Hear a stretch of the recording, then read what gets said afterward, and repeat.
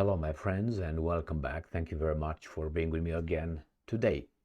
Since NATO is losing its war against Russia on the territory of Ukraine, on that front, it activates useful idiots in order to prepare fresh blood to be thrown into Russia. Now it seems like they don't have any more Ukrainian blood, so they're going to try to activate other idiots. In this case, it seems like Lithuania is one of the candidates. And we have a minister who I covered before. I covered him like that. This guy comes out, he's activated, and he's gonna tell us that actually the Baltic states, the great three Baltic states, should get ready to get to war against Russia. So the Baltic states population of, I just found out, is not 5 million people anymore, it's 6.1. Wow. So three countries like this big with a population altogether of 6.1 million people, three countries, they will attack Russia. Or as they say, we will defend, get ready to defend against Russia because Russia will attack us. Okay, I think that's make believe, but I have an article and I'm going to show you this useful idiot, young useful idiot. Why do I say young? I think he's a foreign minister of Lithuania and he is very, how should I put it? It's either an infantile or he is on someone else's, what's that? Hey. Or on someone else's payroll, and that is not the Lithuanian people's payroll. So let's start with the article, shall we? Here it is, the new voice of Ukraine, this guy, Lithuania foreign minister.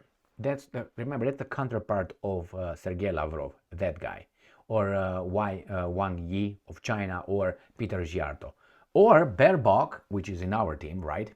Or Blinken, again, our team. Or if you remember Liz Truss of Great Britain, again, our team. Now is Cleverly, who's not very clever. But anyway, all these guys are on our team.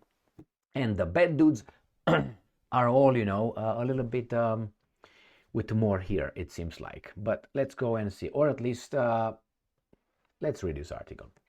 Lithuania must prepare for war, right? It says here, Lithuanian foreign minister warns Baltics must gird for, that is, get ready, prepare for war as West's aid to Ukraine risks forcing compromise victory.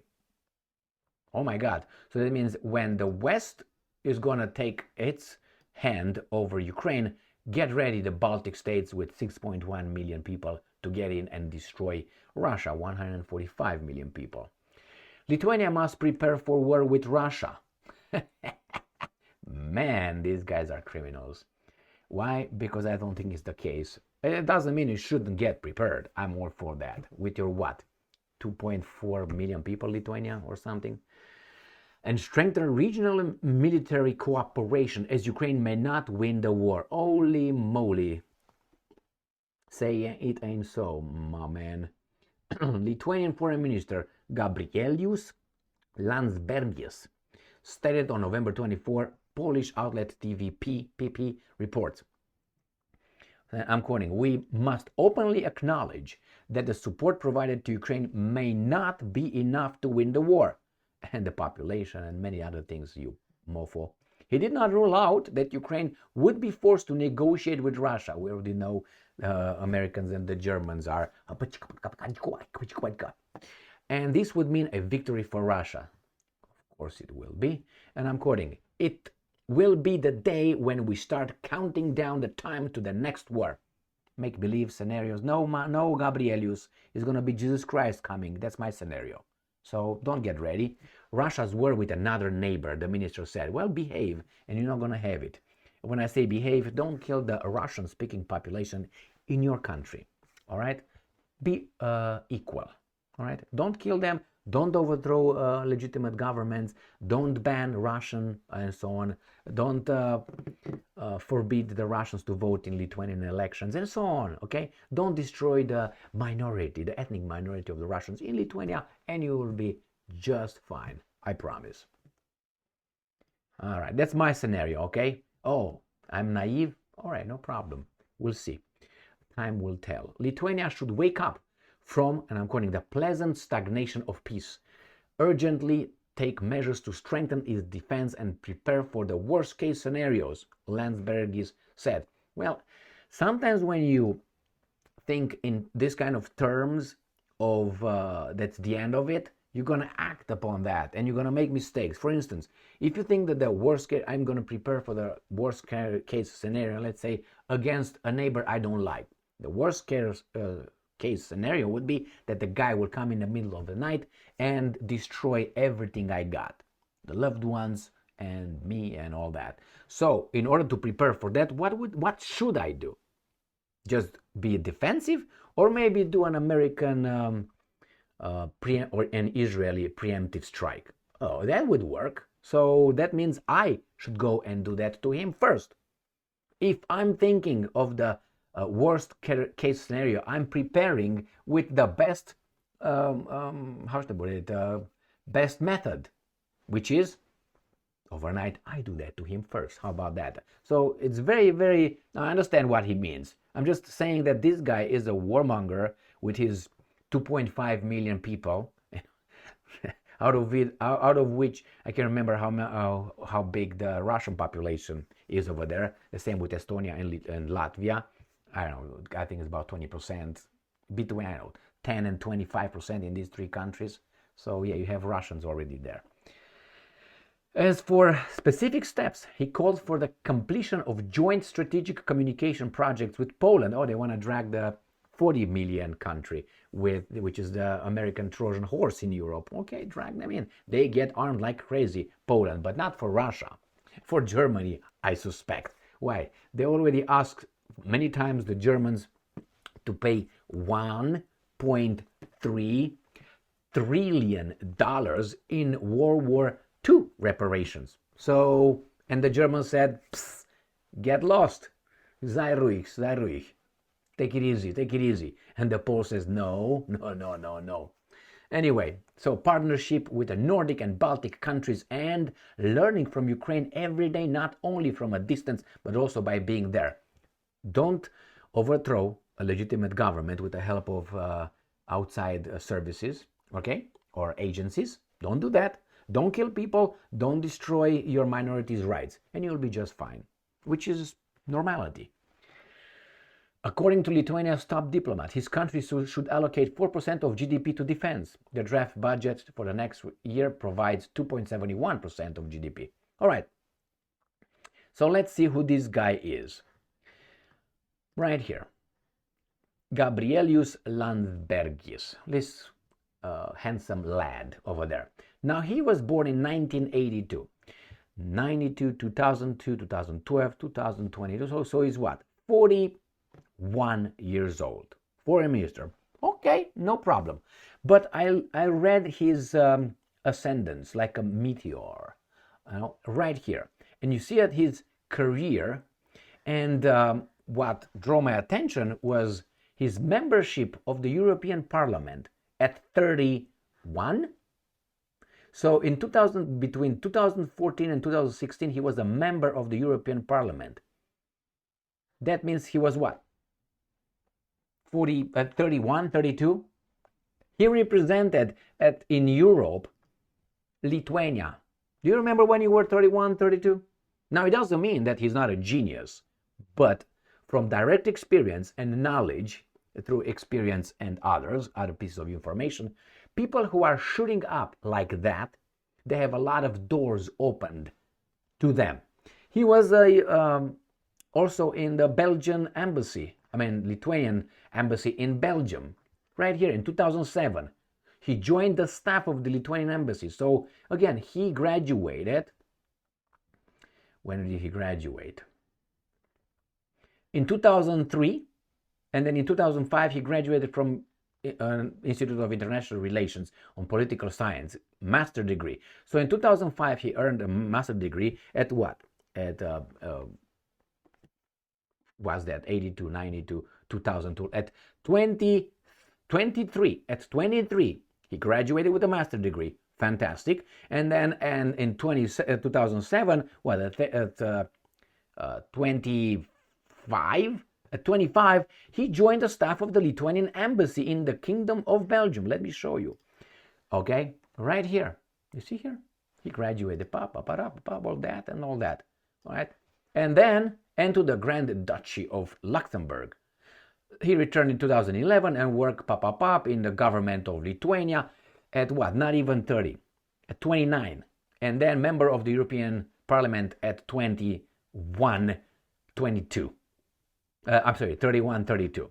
Now, I will tell you, I will show you the Baltic States. So, no, let's finish this guy first and go to the Baltic States and finish them up.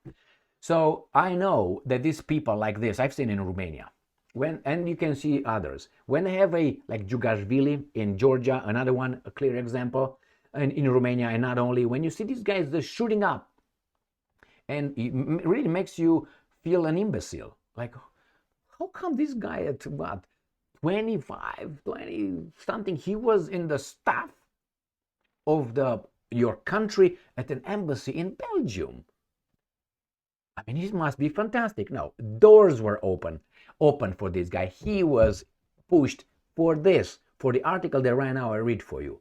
Now these guys are activating him. It's like Al Capone. Remember, Al Capone does that? That's how this organized crime works. I will help you, so you owe me. And then I'm going to come later and ask for favors. And this is one favor that this guy has to do to his guys that pushed him all his life. Probably not in college, but after that, pushed him all. I don't have the evidence. I'm just based on going around the block a few times, and I compare that with other very able, capable people who at 25 were not in the embassies, and at 31 they were not representing their country in the European Parliament unless they were someone's tool. Now, I don't know this guy, but he said many idiotic things. Remember, Baltic States will fight Russia. Oh yeah, they tried to drag other countries in. Let's go to the Baltic States right now. And let me give you their prowess. Baltic States, right here. It says population 6.1 million. Where are they located? Right here between Russia and Kaliningrad, Russia, and Belarus, and a little bit of Poland. I've been to Lithuania, just so you know, right here, the yellow one. So, beautiful people. I didn't meet this guy because he was a baby, probably at that time. So here is Baltic States. This is their location. Right here. Estonia, right there. Maybe they can give us a population. No, Estonia, I think it's a million people or something. Doesn't really matter. You go and check it. Let's see, we have it like this. Oh yeah, we can have it like this. So these are the states. So here is Lithuania, Latvia, Estonia, if I remember correctly. And then you have here, this is Russia, right here. This is Belarus. This is Kaliningrad, Russia. And this is Poland. And I'm going to show you another map. Here is Finland.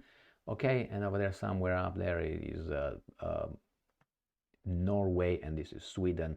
Then you go like this around, like Norway and so on. So let's go to this map, which is revealing as well. So this is Ukraine, this is Russia, this is Belarus right here, this is Lithuania, this is Kaliningrad, excuse me, right here, Kaliningrad, this is Poland, now this is Latvia, and north is Estonia. So here is Russia. Russia has a border with Estonia over there and Latvia, but not with Lithuania.